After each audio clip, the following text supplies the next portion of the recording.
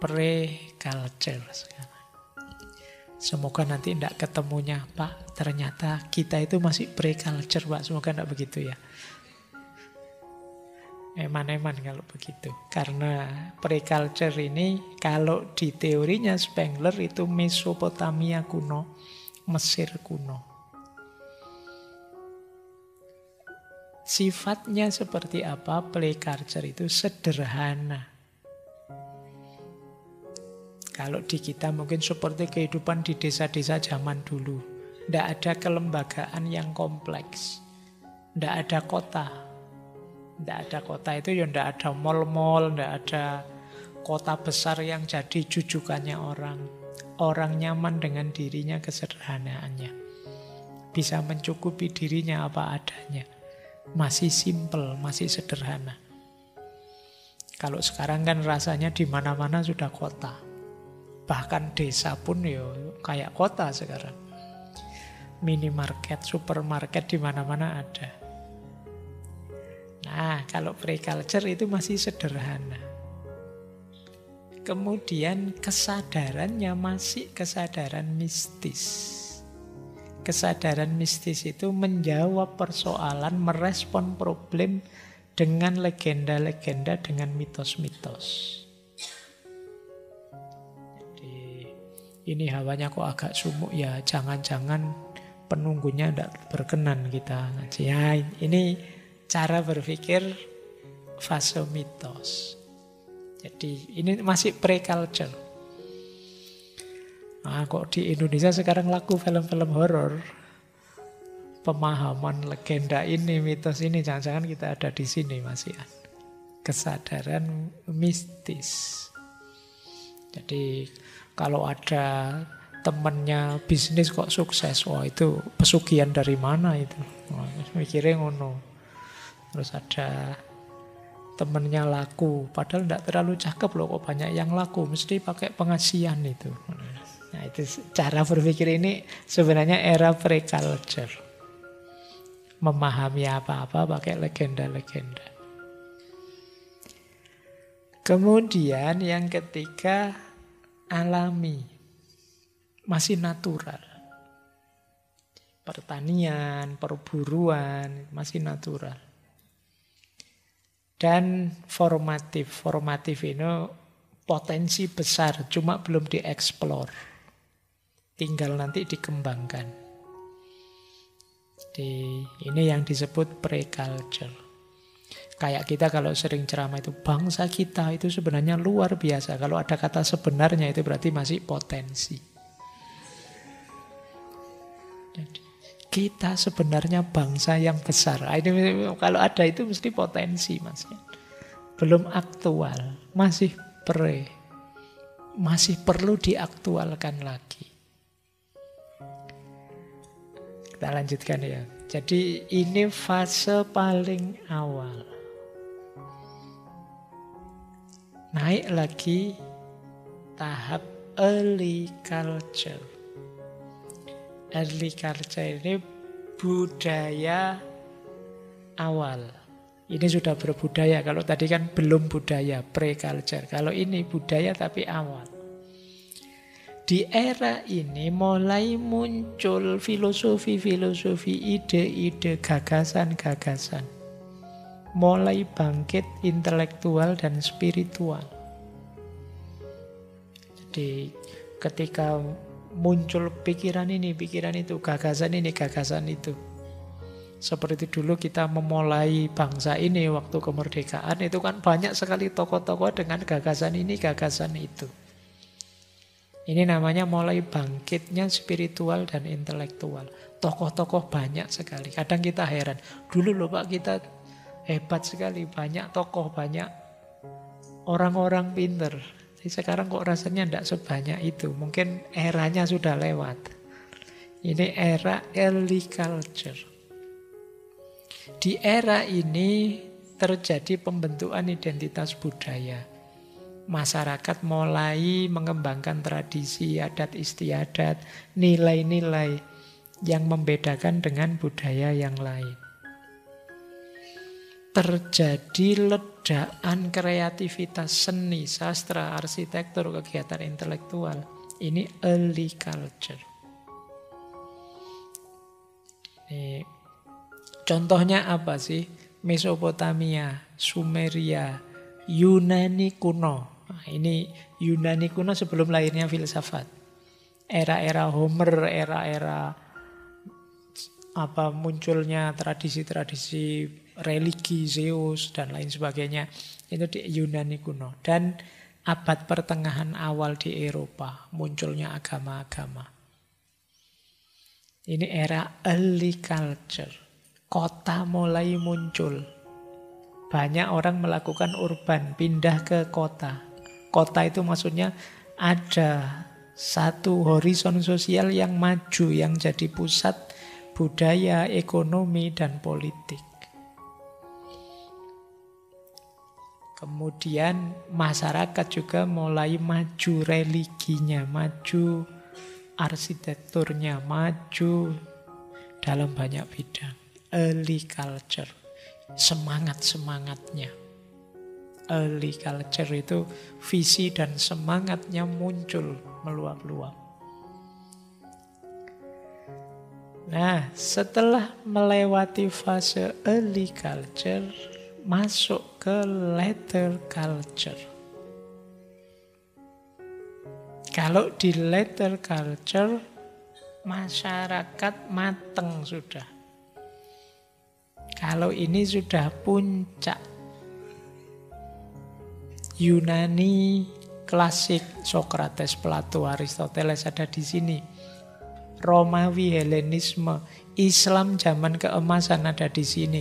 Eropa zaman Renaissance ada di sini. Ini tahap later culture namanya.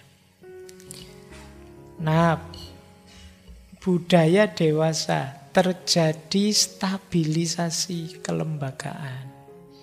Lembaga sosial, politik, agama mulai mapan, muncul aliran ini, aliran itu.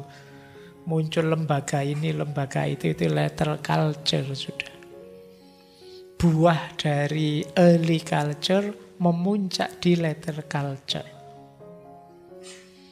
Kalau sudah memuncak di later culture, pada akhirnya masuk ke fase terakhir sebelum jatuh. Namanya civilization. Kalau ini terjadi sebenarnya ketika orang ingin mempertahankan kemajuannya, ingin mempertahankan keunggulannya. Jadi ini kan tahap puncak. Tadi di later culture orang sampai di puncak kemajuannya. Kalau sudah sampai puncak itu kan alternatifnya dua. Bertahan di puncak atau merosot turun. Jadi kalau kalian merasa, Pak, hidup saya sekarang sedang di puncak-puncaknya, itu bagi saya berat. Karena alternatifmu cuma dua. Kalau tidak bertahan di puncak, ya kamu akan merosot turun. Jadi mending kamu yang bilang, Pak, saya itu masih kurang maju, Pak. Berarti kamu tinggal maju saja. Masih ada fase naiknya. Tapi kalau kamu merasa sudah di puncak, itu alamat akan segera turun. Nah, sama seperti peradaban. Orang itu nyaman, enak, makmur di fase later culture. Biasanya orang yang sudah mengalami enak itu tidak mau kehilangan kenyamanan, keenakannya. Dan ini yang jadi fokus pikirannya. Akhirnya apa? Kreativitas jadi hilang. Kenapa? Mungkin dia khawatir kalau terlalu kreatif, kenyamanan yang sebelumnya ada hilang. Pokoknya saya pingin gini saja, Pak. Kok gitu saja? Enak, Pak. Kamu diajak berubah, tidak mau sudah. Sudah terlanjur nyaman, terlanjur enak. Nah, itu tipe manusia sudah kayak kalian. Sering saya contohkan loh, sekedar tempat duduk saja di ngaji ini kan kalian merasa saya kok nyaman ya duduk di sini. Besok kalian akan ke situ lagi. Mungkin sampai ngaji bolak-balik ke situ terus. Kamu ditawari temanmu, mbok coba pindah ke sana lebih enak loh, ndak. Daripada nanti pindah ndak enak, mending di sini saja sudah enak. Fokusmu mempertahankan kenyamanan. Itu yang membuat civilization ini pada akhirnya terus turun. Kenapa begitu? Yang pertama, kalau ini sejarah Barat itu kemudian terjebak rasionalisme dan materialisme. Ternyata teknologi itu memudahkan ya. Ternyata sains itu bisa membantu kita banyak. Akhirnya apa? Fokus ke situ terus. Lupa bahwa hidup ini tidak hanya melulu tentang sains, teknologi, dan rasionalitas. Tapi kita ada spiritualitas. Kita ada dimensi budaya, kita ada banyak dimensi lain. Karena hanya fokus pada yang materi dan yang rasional, akhirnya justru kehilangan banyak yang lain. Nah, ini yang membuat peradaban itu turun, jatuh. Kemudian yang kedua, megapolisme. Megapolis itu muncul pusat-pusat perkotaan besar. Semua orang ingin ke sana. Yang tidak di sana merasa belum maju. Yang di sana semakin merajalela. Akhirnya terus peradaban jadi tidak seimbang. Di manusia semakin terikat dengan kenyamanan kenikmatannya. Nah, ini yang membahayakan. Kemudian kreativitas hilang. Malah justru tidak kreatif. Kenapa? Khawatir kehilangan kenyamanannya. Kalau ada pikiran yang berbeda, ide yang berbeda, gagasan yang berbeda, cepat-cepat dipinggirkan.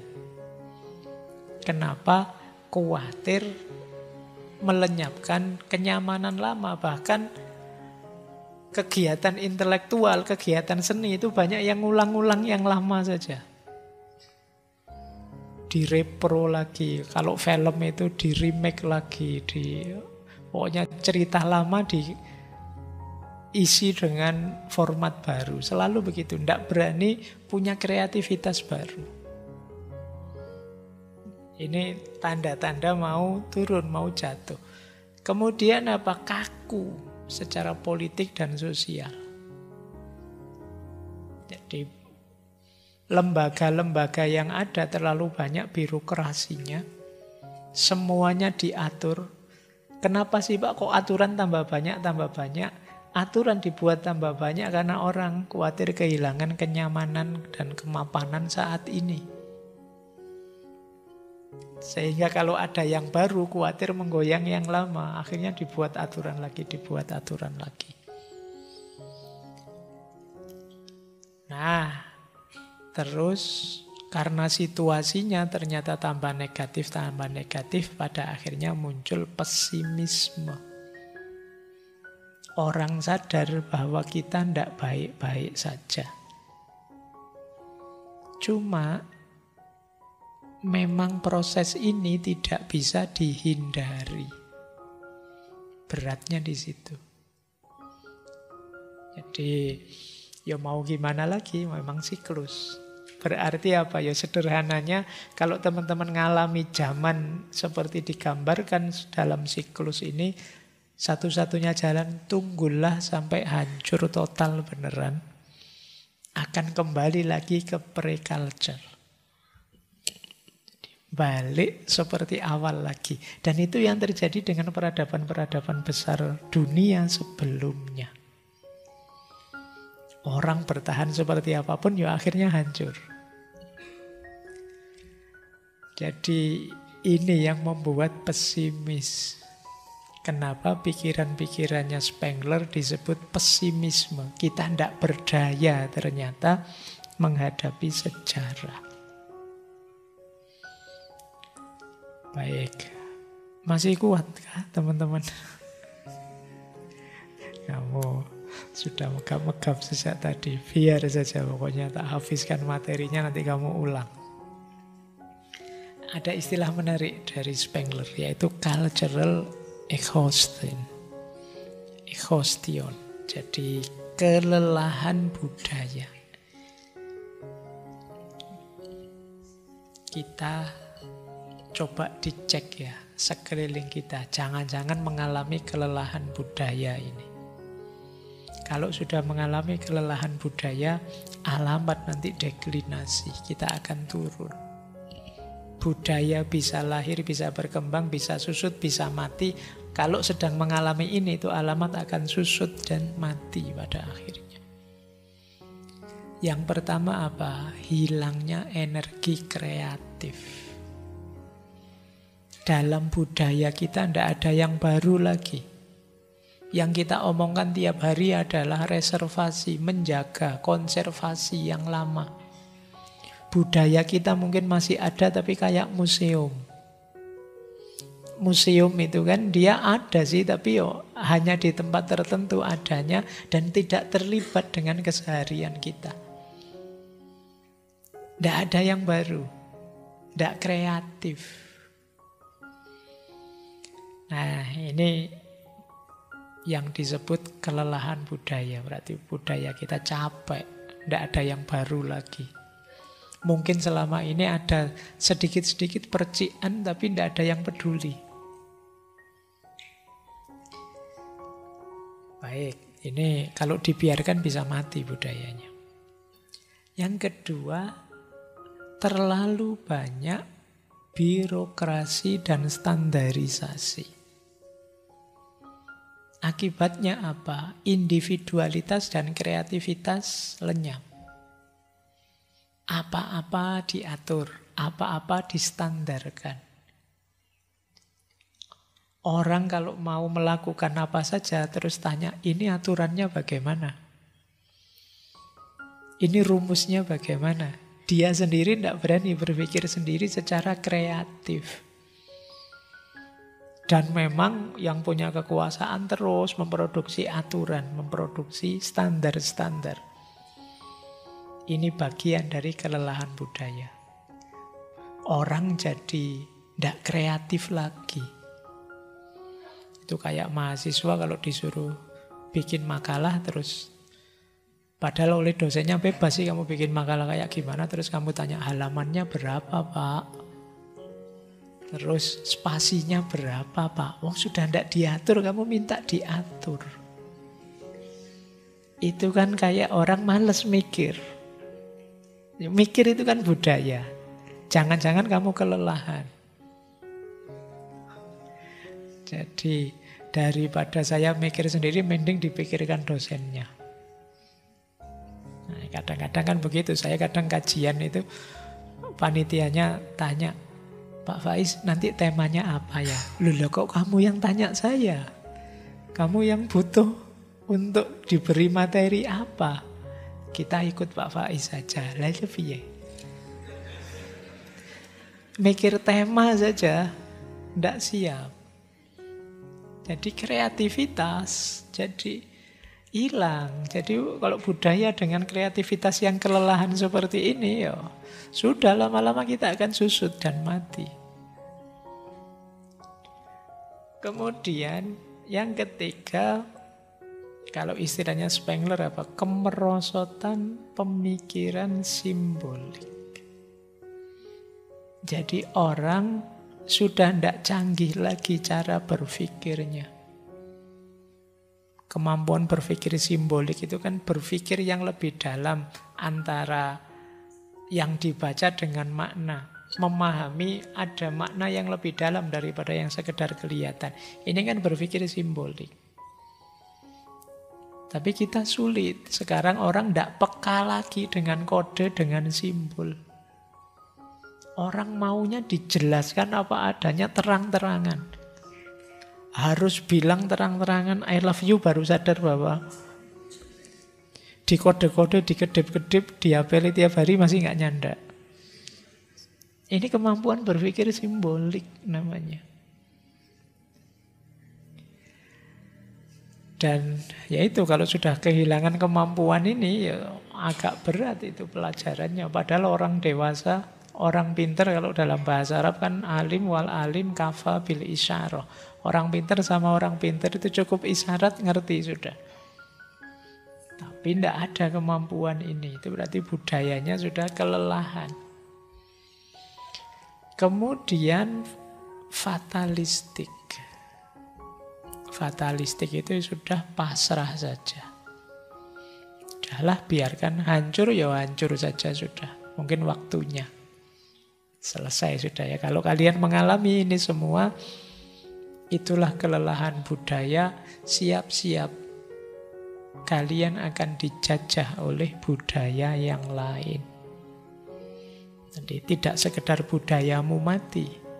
Karena kalian tidak kreatif, maka yang bisa kalian lakukan adalah mengkonsumsi kebudayaan yang lain. Jadi tidak sekedar mati budayamu, tapi kamu dijajah. Jangan-jangan kita hari ini dijajah dan kita tidak sadar. Kenapa? Karena kita sendiri tidak kreatif dalam konteks budaya kita sendiri. Baik, jadi itu ya siklus sejarah dalam pandangan Spengler. Nah, Barat sedang mengalami ini, kata Spengler. Saya tidak tahu kalau yang kita ya. Jangan-jangan teman-teman, oh Barat baru mengalami Pak, kita sudah lama mengalami ini. Jangan-jangan begitu. Tapi ya ayolah kita pahami siklus itu, kita posisikan diri kita ada di titik yang mana dan kita siapkan diri kita. Karena pasti kita alami. Ya mungkin eranya teman-teman hari ini, era ini saya tidak tahu ada di titik mana, mungkin di titik civilization atau mungkin later culture, saya tidak tahu, tapi insya Allah hari ini peradaban paling tidak later culture, tapi akan masuk ke civilization dan pada akhirnya akan susut, sakit, dan mati. Nah, ini jadi perhatian kita semua ya. Cara kita memperpanjang fase kematangan, menyikapi era civilization biar tidak keliru. Baik, kita segarkan, masih ada waktu 30 menit dengan beliau punya banyak quotes yang menarik. Kita tutup dengan beberapa wawasan yang menurut saya penting dari beliau dalam bentuk quotes ya, dari buku The Decline of the West. Yang pertama kata beliau begini, peace is a desire, war is a fact, and history has never paid heed to human desire and ideals. Kata beliau, perdamaian itu keinginan kita.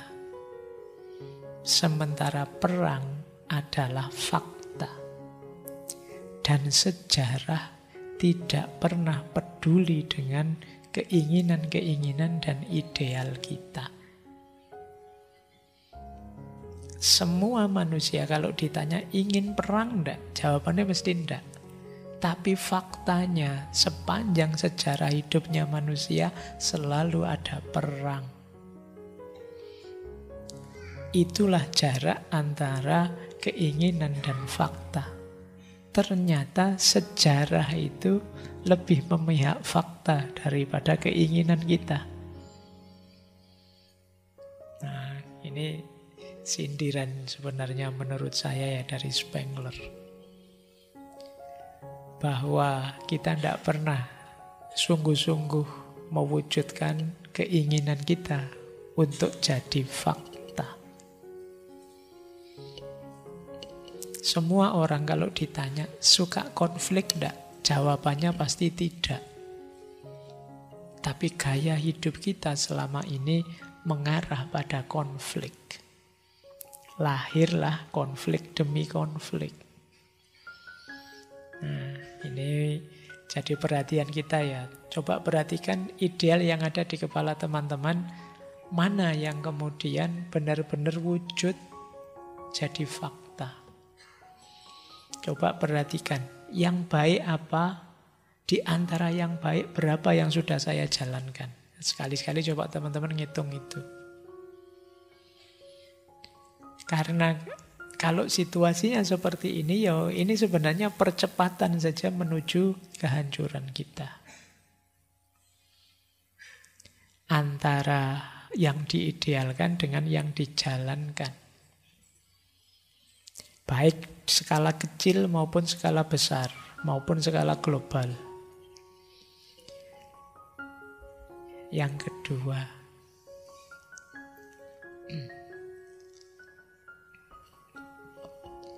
sebelumnya, ini dalam budaya-budaya lama, no one was allowed to think freely. Tidak ada orang yang diperbolehkan bebas berpikir. Now it is permitted, but no one is capable of it anymore. Dulu orang dilarang berpikir bebas. Sekarang diizinkan, tapi tidak ada yang bisa berpikir. Ini juga sindiran buat kita.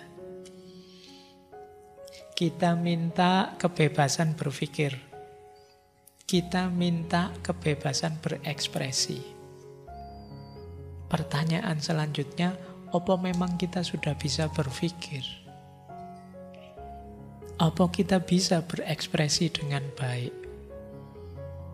Kalau kita tidak bisa berpikir dengan baik, kalau kita tidak bisa berekspresi dengan baik, apa gunanya kita menuntut kebebasan berpikir dan kebebasan berekspresi?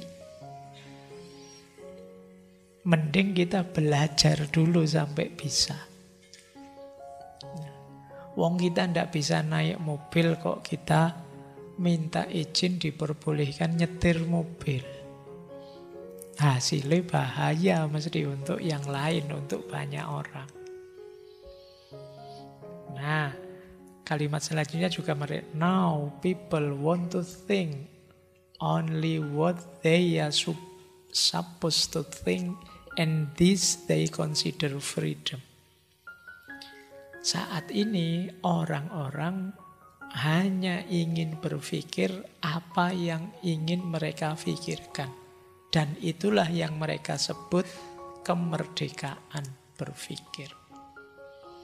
Ini kalau pakai bahasa sederhana, orang-orang itu minta berpikir dan sekarang mereka berpikir ngawur sakarepe dhewe. Kenapa? Karena memang belum punya kapasitas, belum punya kemampuan untuk berpikir yang benar. Ini loh yang sering menghancurkan kita. Kita minta sesuatu yang tidak benar-benar kita sadari bahwa sesuatu itu sudah mampu kita lakukan, sudah bisa kita miliki. Ini bagian yang bisa menghancurkan kehidupan manusia.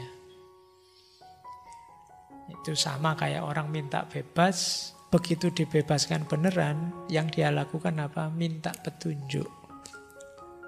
Apa yang harus saya lakukan? Lah yang disuruh bebas ya malah minta petunjuk. Jadinya ndak bebas. Lanjut.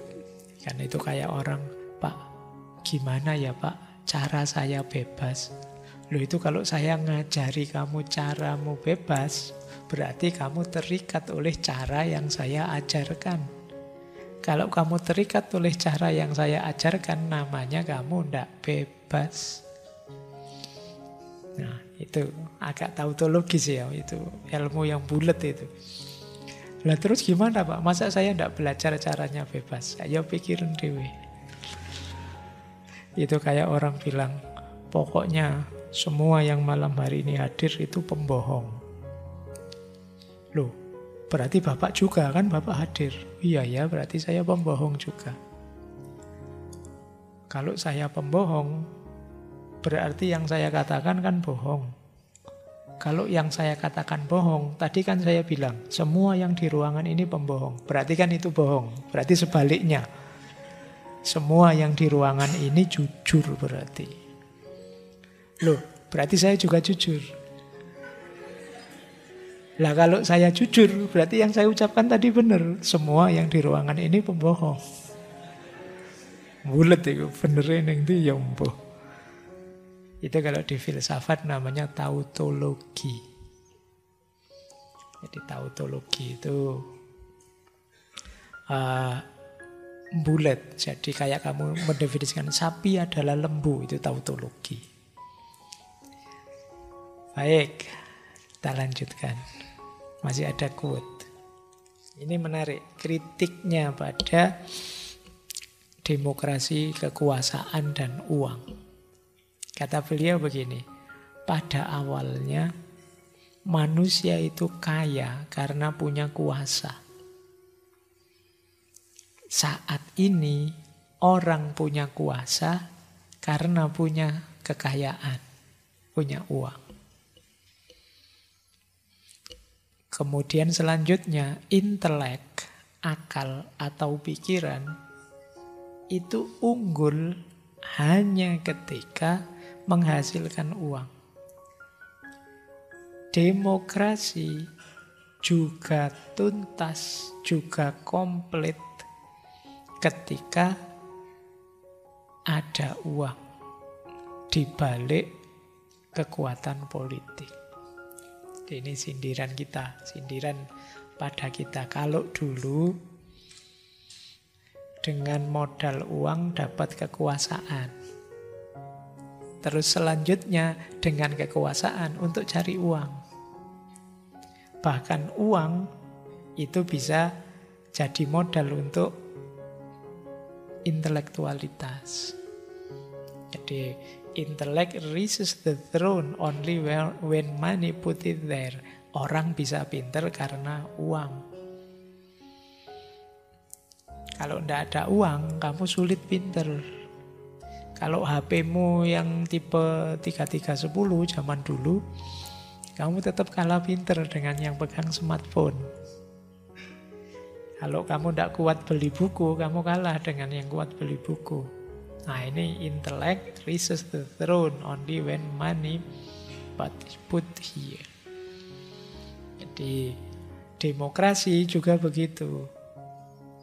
Demokrasi itu tuntasnya dia ketika ada uang yang dengan uang itu terus bisa meraih kekuatan politik.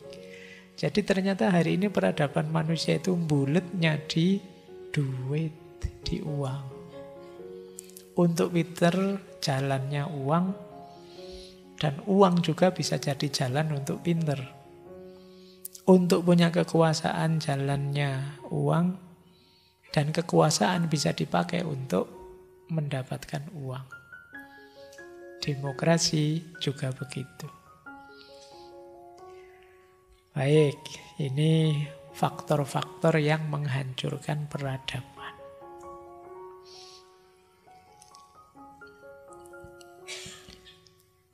Ini analisisnya Spenger selanjutnya apa?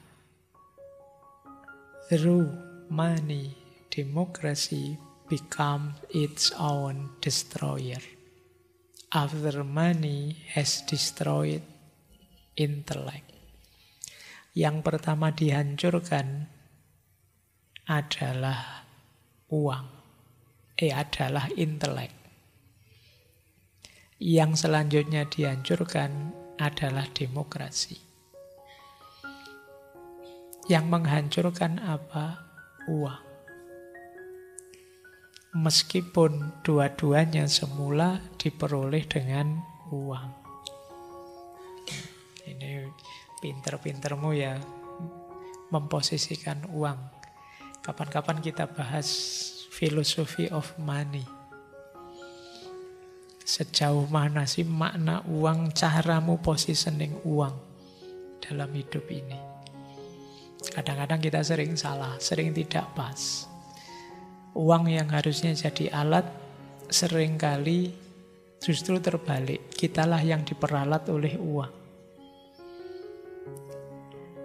Harusnya kita menikmati uang, kadang-kadang uang yang kita beri banyak kenikmatan. Dengan tanda petik ya, kadang kita simpan, kita eman-eman, kita biarkan diri kita sengsara, tidak apa-apa, yang penting uang kita ngumpul. Nah itu cara memahami dan memposisikan uang. Oke, ini juga menarik. Today, a Democrat of the old school would demand not freedom for the press, but freedom from the press. Hari ini orang-orang demokratik, orang-orang yang pendukung demokrasi lama mungkin akan menuntut kebebasan dari pers, bukan lagi kebebasan untuk pers. Maksudnya apa? Dulu waktu era awal-awal demokrasi itu kan orang menuntut bebas berekspresi, bebas ngomong, bebas nulis melalui pres. Tapi sekarang presnya sudah tidak karu-karuan. Sudah penuh kepentingan, penuh hoax, berita bohong, dan lain sebagainya. Sehingga mungkin orang sekarang doanya bukan bebas berekspresi, tapi semoga saya bebas dari ekspresi. Bebas dari pres, dari berita bohongnya orang, dari fitnah ini, fitnah itu melalui pres. Situasinya sekarang terbalik. Inilah yang disebut era deklinasi tadi. Era mulai susut. Dulu orang bercita-cita bisa bebas bicara. Sekarang orang banyak yang berdoa semoga terlindung dari kebebasan orang bicara. Karena sekarang orang bicara sudah tidak kontrol lagi. Nah, itulah PR kita hari ini.